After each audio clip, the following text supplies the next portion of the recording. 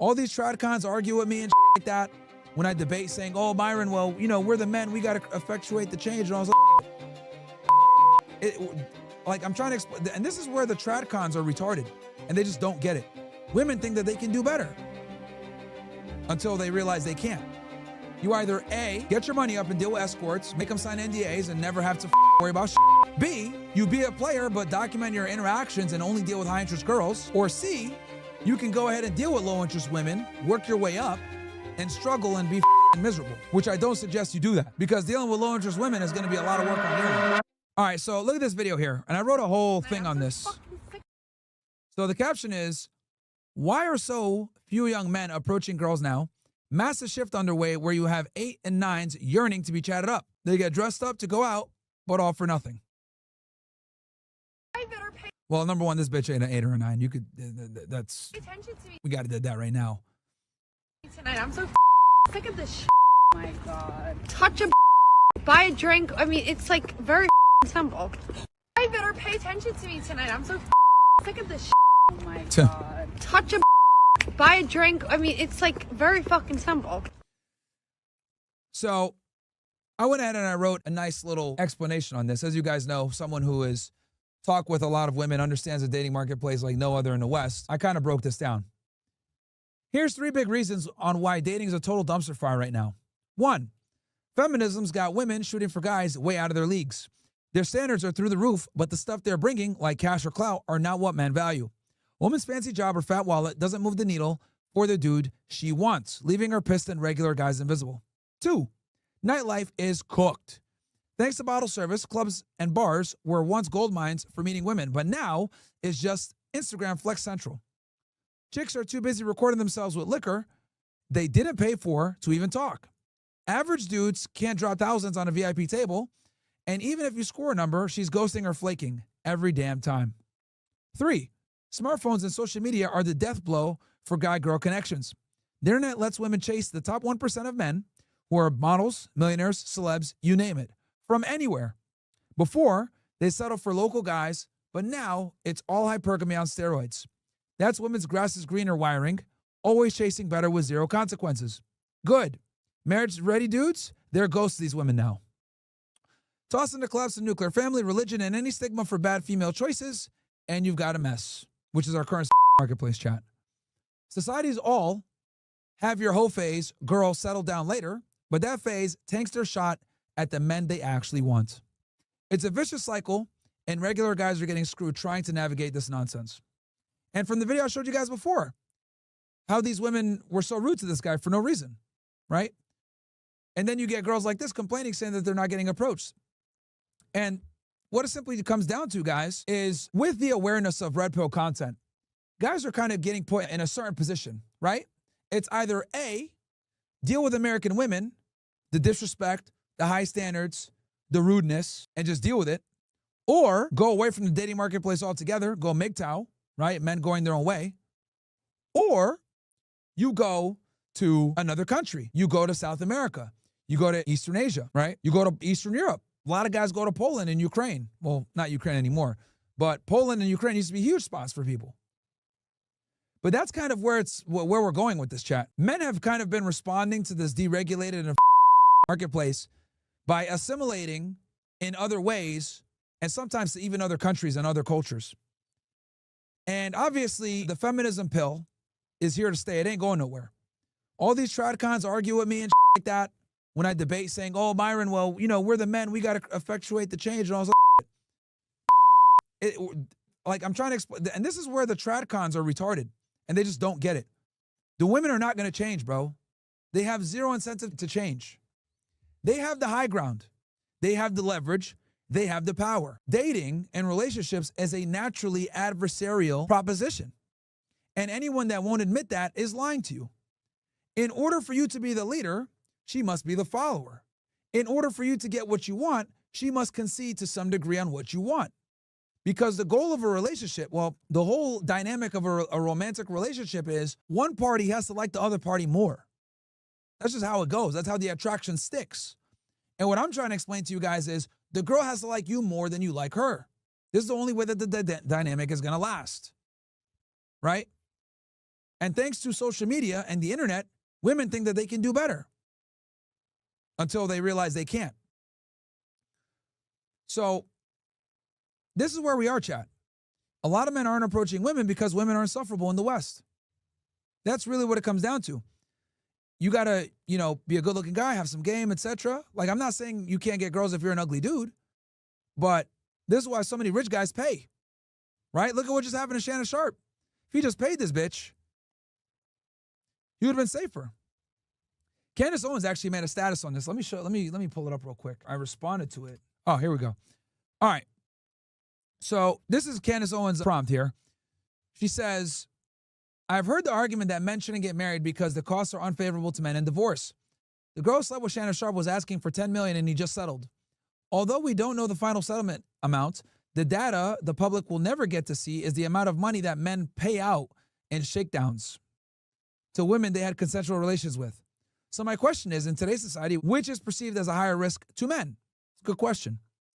Marriage with the possibility of divorce, or no marriage with the possibility of every woman you have relations with coming after you.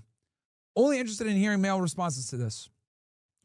So what I said was, and I think this is the best option to be, if I'm going to be all the way honest with y'all, let me go ahead and make this thing a bit bigger for you guys. I don't personally do this, but as a man with money, the safest and most cost-effective option is to simply hire escorts. Most men with money do this to avoid allegations and maintain discretion while being sexually fulfilled. Marriage is no longer of any benefit to men and puts you in tremendous risk. Marriage in the West can be done, but it needs to be conducted in a manner where the woman has everything to lose and nothing to gain from divorcing you. So if I'm going to say what the best option is, whether it's married or dealing with girls consensually or staying single, my argument is the best way to do it is pay bitches. Now, I don't do that, and I don't like it. And I never will do it, to be honest with y'all, right? But me being pragmatic here and being honest, if you got some expendable income and you don't want to deal with headaches, yeah, bro. Like, that is the best way to do it. Marriage is almost, let's go, hold on. I got you, niggas. Let's go through the different ways and then the best way to conduct it. How about that one? That way you guys all have a strategy. How about that one? Right? So, number one, let's assume you want to stay single, right? And you want to be a top womanizer. Hire chicks, make them sign NDAs, and go from there. Just get escorts. I don't condone it. I don't like it, but I know that a lot of you guys want to do it. It's the safest way to do it, right? If you're going to go ahead and just bang a bunch of girls and you got some expendable income, escorts. That's if you want to stay single. If you want to get married, which I know a lot of you guys probably do, the best way to go about it is to get married with only the religious institution.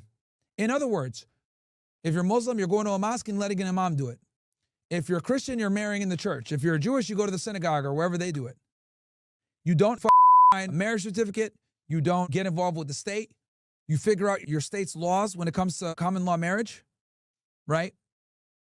Maybe you don't cohabitate.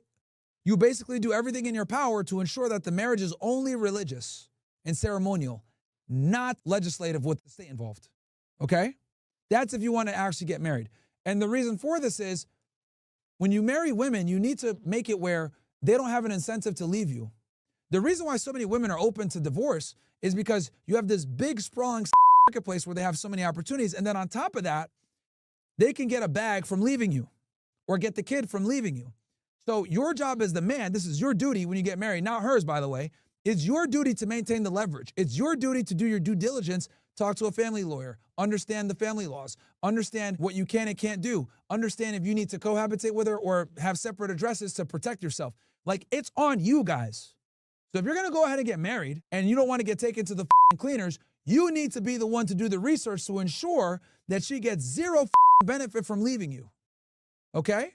So it's as close to a clean break as possible. And if you decide that you want to be single and you want to womanize, the safest route to go there is to obviously pay. Now, I don't want to pay. I'm not going to pay. For me, I document a lot of my interactions. That's why these girls be capped. I just do it the old-fashioned way. But also, another thing, if you want to be a player and not pay, only deal with high-interest girls. That's very important, okay? If you're going to be a player and you don't want to pay and you're kind of like me, never waste your time on low-interest girls, okay? Only high-interest girls that put a majority of the work up front to with you. Because I'm telling you guys, one of the most miserable things ever is dealing with women that are low interest. It is miserable. Miserable. Don't do it, bro. Cut your losses, go talk to another girl. The time and energy you're going to spend on bringing a girl up to higher interest that's on low interest, you could have went and talked to a bunch of other girls that might find you attractive. Now, let's be honest here. If you constantly get rejected by girls, or you're constantly having to bring girls up in interest and you're always starting from a low deficit, that means your market value is low. You need to go back to the drawing board and then re-enter the marketplace when you're higher, when your S&V is higher. Some of you S&V and deserve to be incels. I'm not gonna lie, bro. So get your market value up to at least a 7. I genuinely believe that every man can be a 7. Every single one watching this show could be a 7.